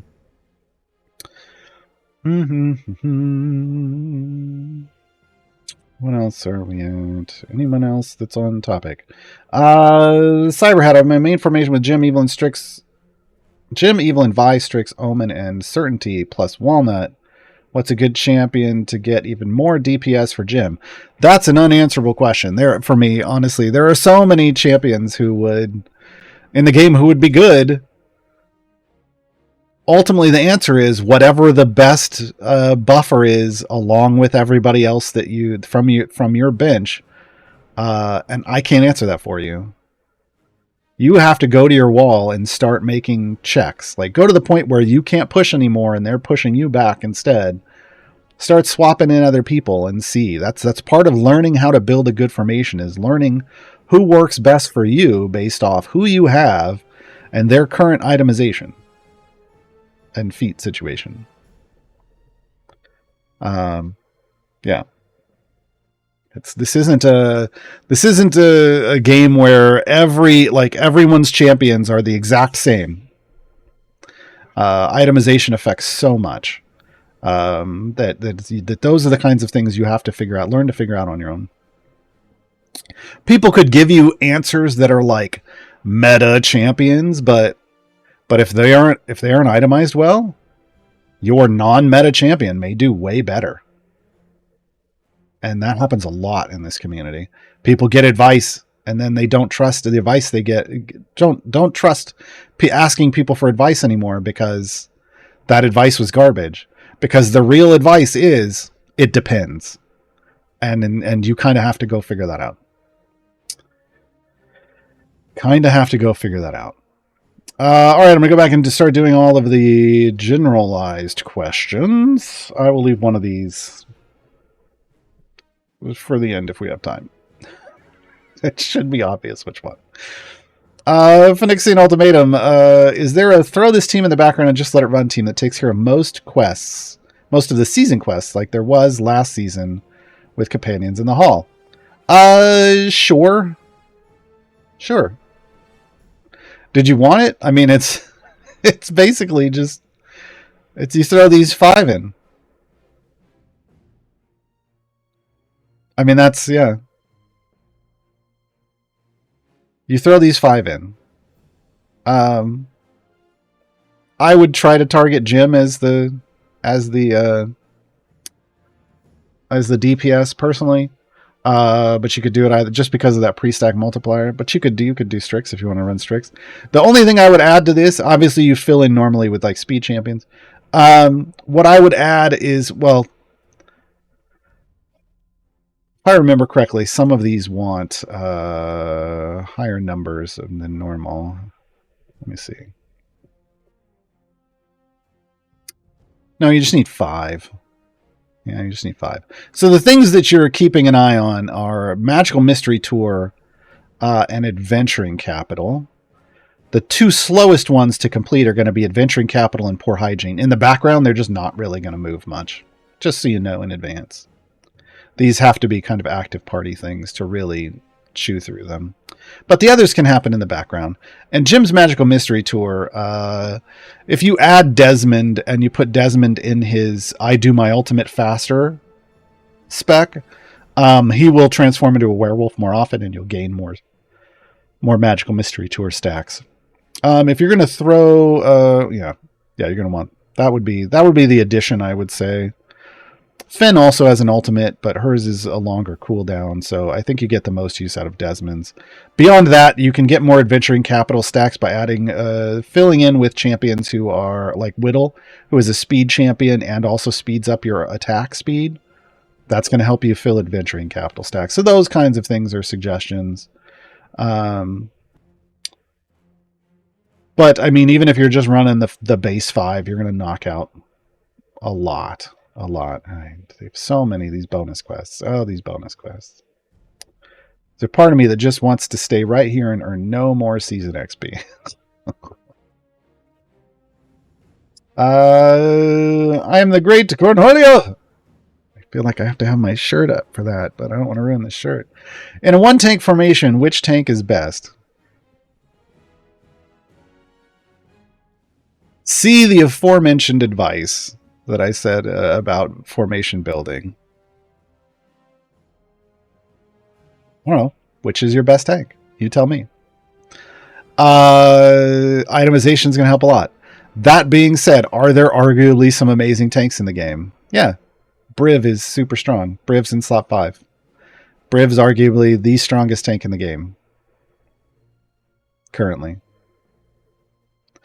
Doesn't mean that he's the only one that gets used, though.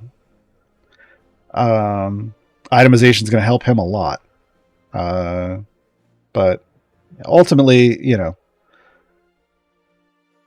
he may not be the best for you. If you just get him out of a time gate and he doesn't have a lot of gear, you may have tanks already that are better than Brit. There are a lot of solid tanks in this game. And when you're a new player,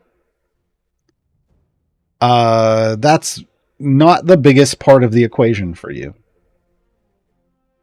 Having the strongest tank is really an end game thing. And season contacts, Ak Inc. tanks. Oh, Evelyn is the Ak Inc. tank.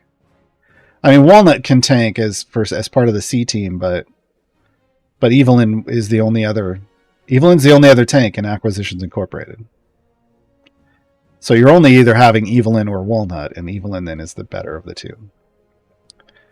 Ricardoso, since we have so few questions, we have time to cover Paulton, yes? No. No. We have a lot more questions now. Riptide, is there any point to the athlete feat from Mert for Brunor? I don't know. Athlete. 18 strength? Off the top of my head, I don't know. Is Krond 18 or is Krond 16? Hold on.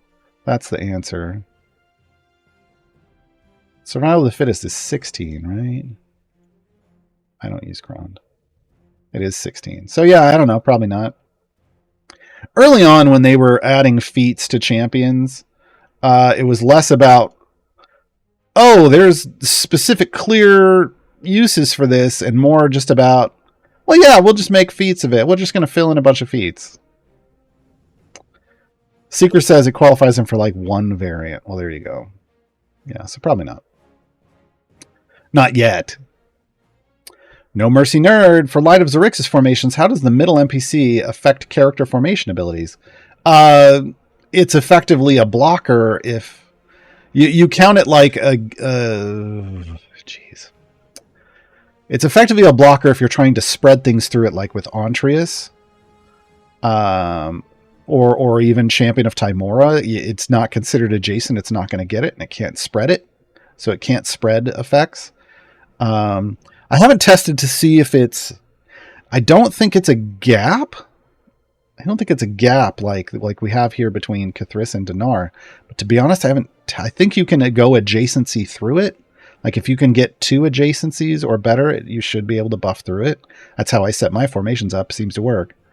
It's just going to stop the spreading of anything that would normally spread through like a champion, because it's not a champion. Aki Jess, is there a location in the game where you can see your total speed bonus to see if you're at max? Yeah, up here now in the potion manager. I don't have a potion active, but if let's throw, I mean, even though it's an hour, I'm not going to use it. I now see what my current total is acceleration is. This will also include, like, this includes the multiplier to the potion from somewhere else, 2.813. But also, if I throw in my speed core, if I have that effect active, it's also going to include that as well. So there you go, 4.219. And then if I threw in Shandy, it would show Shandy once hers kicks in. Do we have dash out? Where is she? She's up front. Yes, there we go. Now we're at 6.328. Yeah. So and if we had a Human in with his feet, it would count that there as well. So yeah. Yes, it will. Yes, it will. One back in there. RCP2 Kids, can you explain how to use the bonus rewards involving tokens on the tab? Sure, and I can actually demonstrate. It's super easy. If you have bonus tokens, you hit this button. That's it. I know you might think there's more going on here, but it isn't. There isn't. The only reason they have these 5 boxes is if you redeem 5 at once. That's it. You can't control what you get. It's just going to give you one of these 15 things at random, semi-random. It counts out the 15 rewards here, but it is a ever diminishing pool. So it's going to start out with all 15, and then if I get the one support pigment I can get, now I have 14. And then if I get the one supply chest I can get, now I have 13. It's going to pull from whatever's left. And then when you run out of, when you get all of the 15, then it just repopulates the same exact 15 pool of 15 again. Same exact pool of 15 again. So, I don't know. I find it unexciting. It's nice that you can continue to get more rewards. And most of them are useful. The item level boosts are fantastic. But yeah, it's real straightforward. There's nothing really to do except hit the button when you have tokens. The only reason I've been keeping tokens is so I can demonstrate on stream. Ethan Norland, what is the best gem farming variant for all max speed champions and a 4-skip Briv and all speed feats? I don't know. I don't think about the game that way. I can tell you I use Excavating History. Is it the fastest? I don't know. Does it generate an outrageous amount of gems for me? Yeah. Uh-huh. Do you even need your entire formation full of speed champions? No, I run 7 champions in a 9 champion formation. Like Briv gem farming is... It is a very specific monster to try to tame. How you want to tame it, up to you. How much you want to tame it, up to you.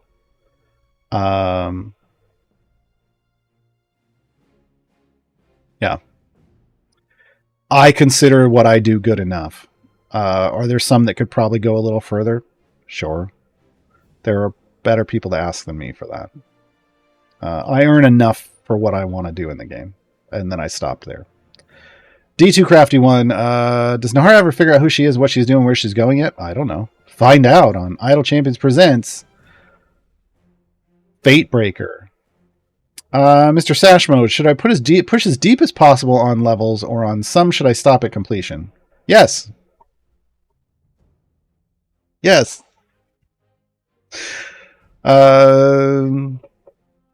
Man, how do I answer that question without taking like 20 minutes? Hold on.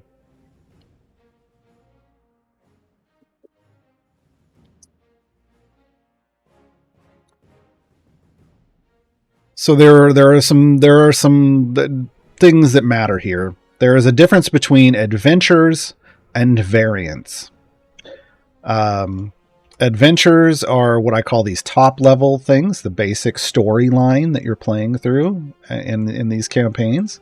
These are the adventures, and they turn into free plays. The variants are all the things that drop down underneath. There's up to 3 variants maximum. And the rules are different for how you push are different. If you are in a variant, once you meet its completion area, get out. Go do something else. Very, very rarely, like maybe you could probably count them on one hand, are there variants in the game where you might want to go further. Very, very rarely. So the general rule of thumb is once you're done with a variant, bounce. Complete to area 200 and the pop-up comes off, complete. Okay. When it comes to storyline adventures, it depends. The difficulty rating that you see here, like that makes things green or red or yellow or orange, green being the goal, is solely based on favor. As long as everything is showing green, not really any reason for you to push past the completion area. Once that changes to a different color, time to do a deeper push and earn more favor. But as long as it's green, you can bounce. Is my recommendation. It's my recommendation. There will be sometimes when you show up in a new campaign or certain special adventures where the difficulty is always going to be deadly. Split the party, the beginning of any new campaign. It's always going to say deadly. You're always going to want to enter those and go and do whatever you need to do. Push as far as you can go. You're trying to earn favor. Split the party, you can never change, and you can't earn favor. You just have to do it. So just know that, but when you're pushing through campaigns and storylines, if everything's shown as green, it's like a stoplight system, except they added orange. Green means go. Yellow means, it depends on who you're talking to. Because some people are like, yellow means hit the gas. I brake most of the time. Depends on the traffic situation. Yellow is situational. Red means stop. But usually. But that doesn't really apply here. It just kind of, red means dangerous. Yeah. I know people who treat a red light as just dangerous as well. I take yellow as a dare. Please, no. Ian Sam is how I'm going to read that. Where do I go to get Tatiana? Timegate? Right now, Timegate, yeah. Right now, you can only get Tatiana in a Timegate. She will return in Festival of Fools, but that is a very long ways away. So if you want Tatiana right now, stick around. Yeah, I worked in car insurance for over 6 years. I am very much in the please drive safely category. Not only do I want you to get places alive, and then generally I want you to be and remain alive and healthy. I also know that how much money it's going to cost you, even if you just get like a ticket. Be like, well, I got a clean record, I can get one. Well, no. You say that once, and then suddenly you get multiple, and then you're screwed. Like, oh, no. Save yourself money. Make your life easier. Just drive safely. Emperor G, for bonus items, at the end of the season, is there any bonus for saving and claiming 5 at once? No. It's just there for people to quickly claim rewards. Quickly claim rewards. Yeah. Krolak, I started my season late, and I'm stuck with the seasonal quest of defeat an angry flump and defeat the heroine of Longsaddle. Is the only way to finish those to open a time gate? Probably. So I would just ignore them. Straight up, I would just ignore those. They're not stopping you from doing anything else. Do everything else. If you've done everything else, and you've got time gates, and you want to waste them on that because you think the XP is worth it, which is a you decision to make, then do it. But generally speaking, meh. Shevik, is Briv's surname gem farming? No, it's steel marrow. Just going to treat that as a serious question. Which is, I'm finishing Split the Party 1 now. Nice. Any tips on what would be a good next thing to get? I've been doing time gates here and there and the Halloween event. Yeah, I mean, you're going to want to start working towards Split the Party 2, which is 3 champions in every bench slot. So I don't know which champions you picked to get you Split the Party 2, or to get the Split the Party 1 unlocked, but now you need to work on Split the Party 2. That's the really important one. That's the one where you get the fast score. So just work on getting 3 in every slot now. And if you picked pushing champions instead of speed champions, now might be the time to focus a little more on speed champions as your third champion in every slot. If there's a speed champion available, because with that fast core, you can start piling on the speed effects, level up the core faster, also complete content faster, generally enjoy the game more.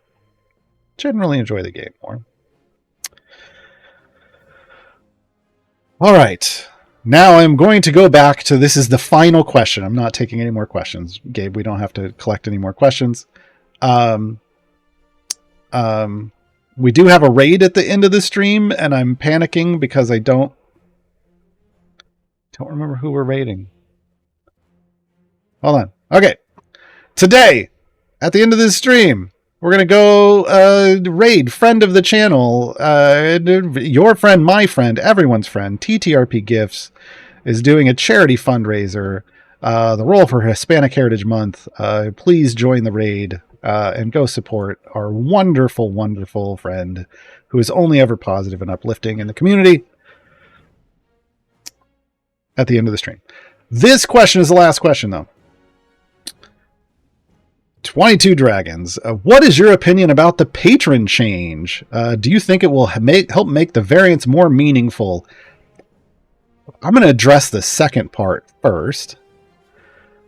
The change wasn't about making variants more meaningful. Wasn't. It was about making future content more meaningful. And if you missed that, that was something they stated in Dev Insights, and it feels like everybody ignored it. The way the patron system currently worked was borked. They screwed their balance up a long time ago. It needed to be fixed.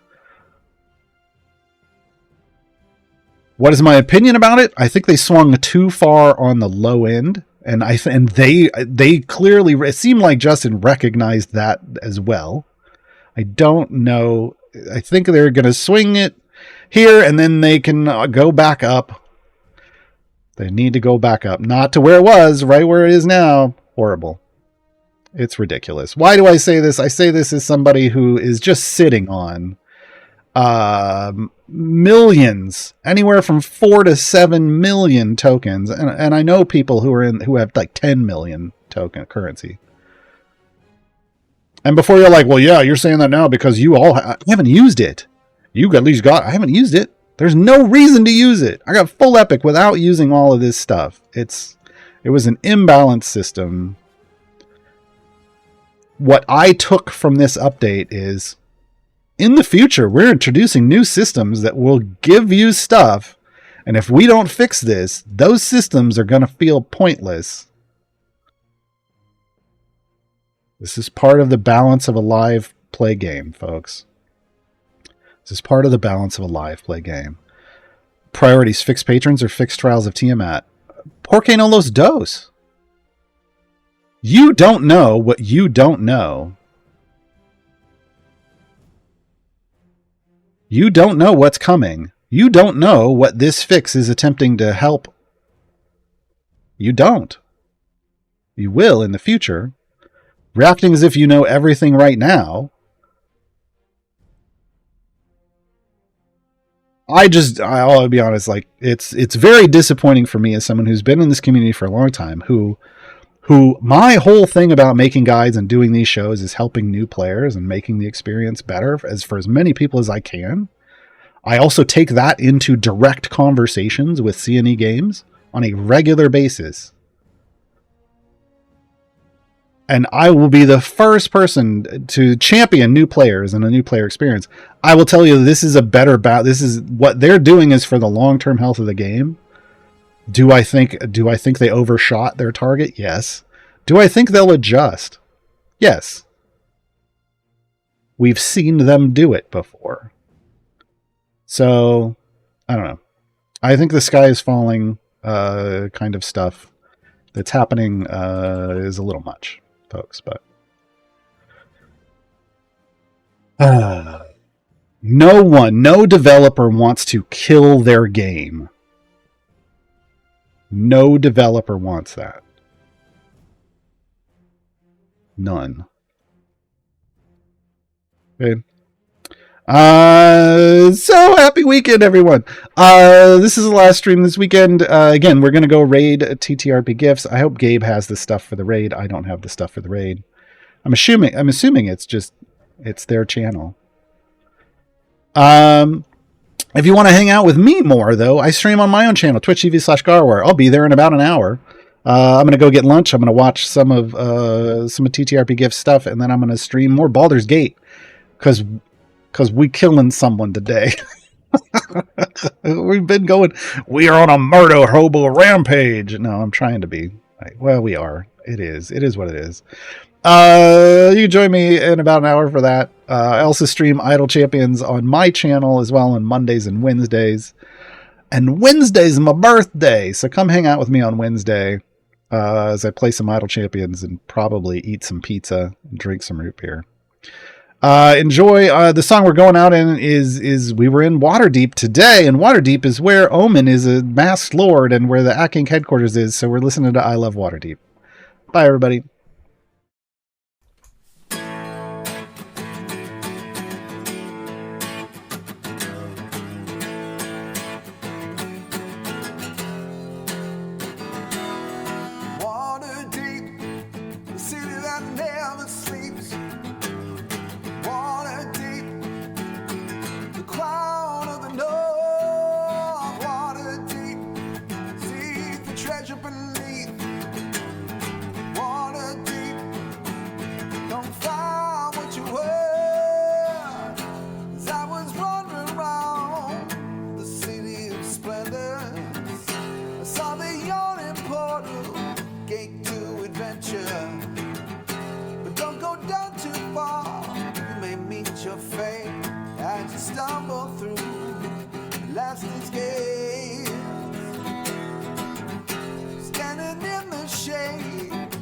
That you cast, I look out to see 1,000 swaying masts. Glancing up, I see the griffins flying by. You know the city's saved by land, sea, and sky. Water deep, city that never sleeps. Water deep, the crown of the north.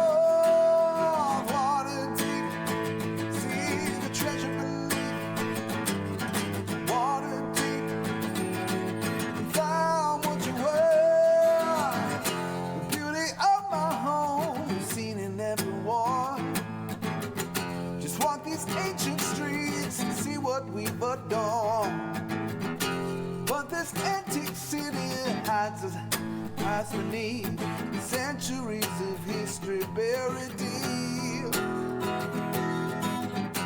There's a port of skulls westwards towards the sea, a lawless outpost run by thugs and thieves.